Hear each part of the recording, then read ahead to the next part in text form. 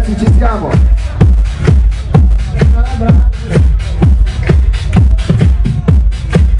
Ho perso tutto qua.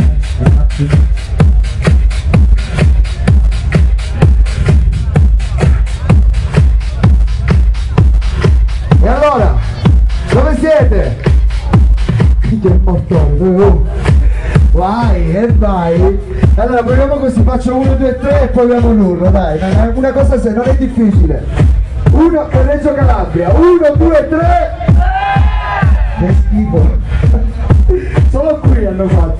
1, 2, 3. E dai, che dobbiamo sudare. E allora, iniziamo. No. È carico. Allora si inizia sempre con un grosso applauso. Spinning 2009, 10 maggio, Reggio Calabria. E allora ragazzi, ci siamo. Sul palco, fascia B. Per la prima ride. Maria Teresa Vitale, Star 1 Soverato. Ok. Da questo lato. Vado così perché non li conosco, dato che è donna, da qui. Paolo Campanaro, Star 1 Taurianova. E chiamo con tutta Calabria, andiamo. Saverato, Casenza e pure Taurianova. Nella fase centrale all'attacco. Si parte sempre con le donne. Sono raccomandato. Ve lo dico, poi vi dico perché.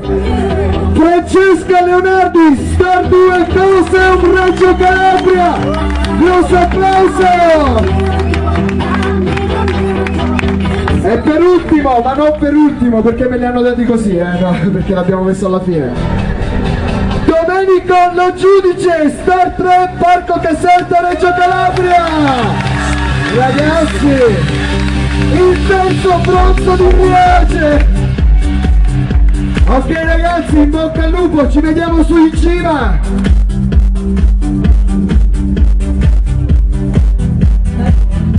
Brava? No, sì. Fermiamo le gambe.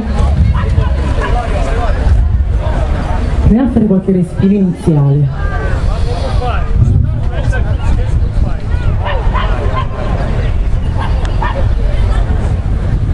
Un respiro.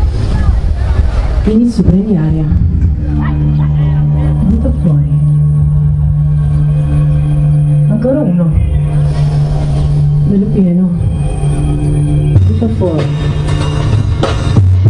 Prova a allungare.